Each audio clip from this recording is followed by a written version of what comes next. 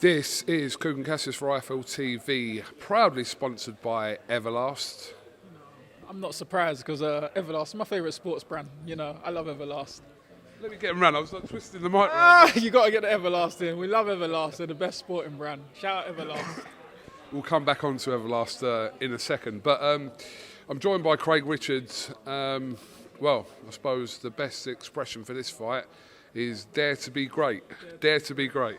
Yeah, I believe that you got to dare to be great. You don't achieve anything great not taking risks. And that's why I'm here. You know, I believe I can win. And that's why I've signed up for the fight. I was just talking to your trainer, Peter Sims there, and I said to him about how kind of the fight came about. And he said to me, we asked for the fight. I was like, what? He's like, we asked for the fight. I suggested it to Craig. Craig took a split second to say, yeah, let's have it. Let's have it with Bivol. Yeah, 100%. It was a situation, obviously, after I won the British title. We was looking to see where we was going next, but I've been world ranked in the WBA top 10 for about 2 years. So we was looking at these sort of fights, like mapping them up in the future. And we was going to take like maybe one more fight before pushing on to these sort of fights. But instead, we wanted to obviously win the British title, crown ourselves the British champion before pushing on. And yeah, so after we had done that, Eddie has asked us, like, what do we want next? And we said Dimitri Beville. He texts back saying, Cor Blimey, mate. He was just telling us a story there, Peter. But listen, coming off the back of a great win you had that was kind of being billed as this 50-50 fight with Shakan Pitters. And, I mean, yeah, you dispatched Shakan Pitters, who was a very good fighter in great style. So I suppose people were probably looking at you thinking, you know, to kind of go along that European level route, etc., etc. But these opportunities don't present themselves all the time. And when they do, even though you've kind of asked for the fight, when it's there in front of you, you've just got to take it sometimes. You've got to move the momentum in your career. Like, if you start, like, trying to do things like... The thing is, I couldn't even call it too safe, because if you look at everything, like, you look at other fighters in history, the British fighters who go and fight for world titles, they might fight one big domestic clash, like a guy maybe unbeaten or 2 losses or one loss, and then they push on, then they might get a bit more, 1 or 2 more experience before challenging for a world title.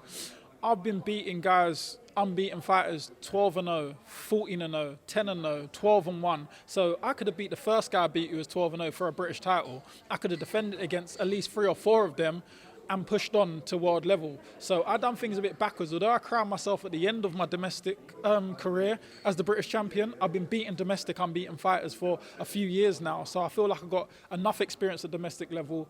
Where do I go? Do I wait for another guy 10-0, 11-0, 12-0 to beat him? Like, I've got enough experience at domestic level and it's time to push on. When do you push on? Like, I can't sit at domestic level forever. I've got to take the next step, and I think the time's now. I feel ready.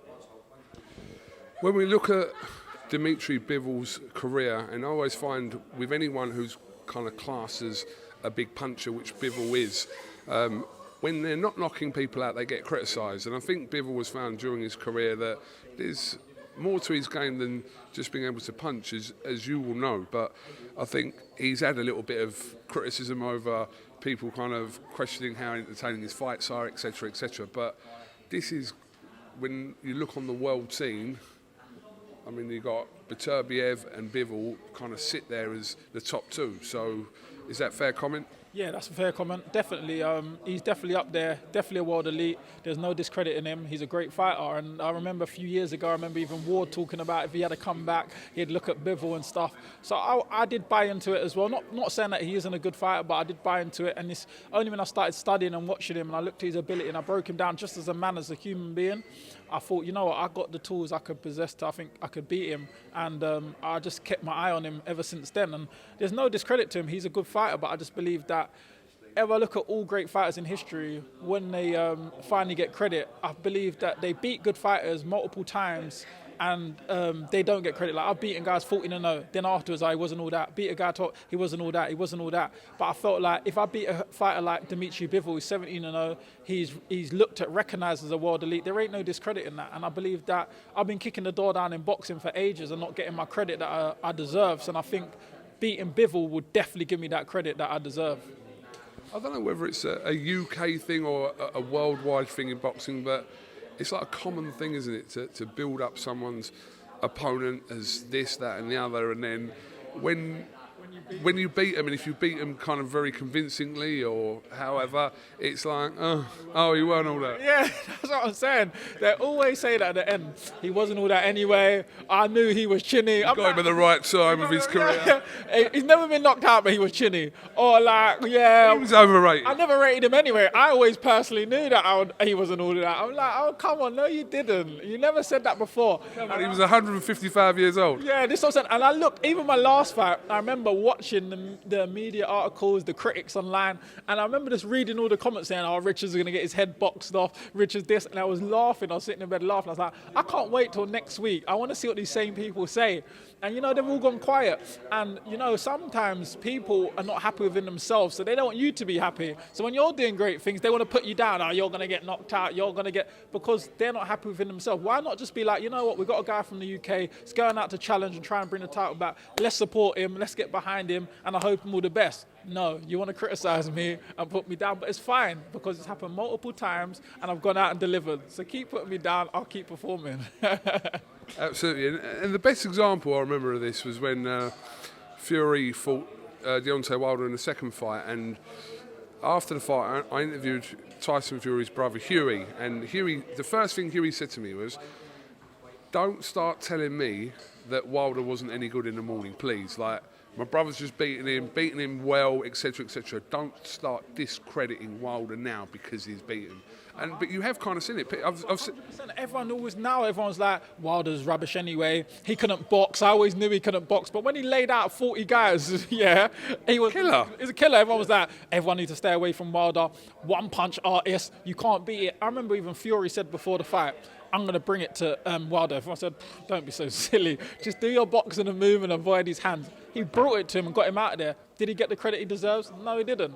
Everyone's like, oh, Wilder was rubbish anyway. Why don't people just give you the credit for your wins? Well, how many people are dismissive of Lomachenko now after his defeat to Teofimo Lopez? Another one, Lomachenko, oh yeah, he got him at the right time, he wasn't all that anyway, them angle stuff don't work. Oh, it didn't work on all the other fighters it worked with, but now Teofimo beat him, them angles was rubbish. It happens time and time in history. And you know what, it's a prime example. If you watch Terence Crawford, one of the best pound for pounds, every time he beat someone, he wasn't all that. Even like the win like Undongo, yeah, he's not like a world great elite, but I remember watching him in Scotland, and I thought, this guy's awkward, he's big for the weight, he's going to give anyone trouble in the weight. He won 2 world titles, he boxed Crawford dispatched him in 1 round. Oh, who is that guy anyway? He's rubbish. He's got 2 world titles, they dispatched. Andre Ward never got credit until he retired. Floyd Mayweather was world champion for 13, 14 years before he got any credit. So I've seen it in history. Obviously, I'm nowhere near at these guys' levels, but as I'm coming through, I'm realizing people discredit everything I'm doing, and they always put me down, but I'm just going to keep persistently going through the motions and winning. Well, listen, the UK should be behind you this Saturday night, absolutely. And you pull this off this week, I think it's got to be ranked as just one of the best wins from a UK fighter, period. So, no pressure. No pressure. No, but that's what I want. And I'd love to go down the history books to having one of the best wins in history. You know, you look back at Nigel Benn versus Gerald McClellan, obviously, unfortunately, what happened to him. But them sort of wins there, he wasn't meant to win. Everyone said he was going to get knocked out. Then now it's a memorable moment that he won. He's one of the greatest fights in British history. And I want to be one of them guys. Do you know, around this time last year, I think me and you were hanging out on House Party. yeah, we was. This time last year, I was living on. What happened to House Party? Died of death. I say that is the worst app lifespan I've seen in my life. That lasted a week. It was the best app ever for about a week, and then it just went to pot. Yeah. When you started seeing random people trying to get into your chat and yeah, it started getting trolls. People started getting black screens. I said, yeah, I'm deleting this app. Back to training. We had a couple of parties with a couple of people in the bubble here, actually. Yeah, no names mentioned, obviously. But that was a year ago. That was my point, anyway. I know. A year ago, I was on House Party. A year later, I'm fighting for a world title with you. There's levels to this. Okay, well, listen, just finally, Craig, obviously just been announced Everlast have signed you in their 52 boxer pledge that they've putting in back into boxing, which is great for the sport. A brand like Everlast, so iconic. So yeah, what does that mean to you to be associated with Everlast? Oh, it means a lot, you know. Like, I've got some great sponsors on board, the small sponsors and companies I've had with me throughout my career, and I always did look for that big breakthrough sponsor, that big company, big name of someone like Everlast, who I have been working with for the last couple of years. I use a lot of their equipment anyway. So to have Everlast and Sports Direct on board, I was over the moon. Please, I can't really ask for more than that. I'm very grateful. We have actually had a request today, this morning, from the marketing manager at Everlast. They've just asked if we could possibly get Craig Richards to do like a quick 6-7 second rap about Everlast. They've asked. I mean, you don't have to do it, but as they're asking, could you? You know what? I'm more of I like to write it down rather than freestyle. Do you want to try and freestyle? It's only 7 seconds. They specifically want 7 seconds about Everlast. Ready? You got a beat? No, I need it quicker. We're gonna have to come back for that one. You know, we're gonna have to come back. 7 seconds. Like this is. You're gonna end up getting me signed by Rockefeller or something. I'm trying to be a boxer. Rockefeller, right, Everlast. Come on, 7 seconds. Come on, Craig. Don't want to let them down, mate. All right, here we go. No, I can't do it. I really thought you was gonna go for it then. I was tempted. I was really moving. I thought, you know what, it's gonna last forever, and I might not be able to take that back. Just for disclaimer purposes, I completely made that up. No one asked you to do that, by the way. I knew it did as well. I tried. You nearly got me there as well. I thought I didn't want to lose my sponsorship this early. All right, post-fight. Get ready. With the belt. I'll be buzzing. Once I got a belt, I'll be buzzing. You probably get me to rap, sing. Craig Richards, wish you the best of luck this week.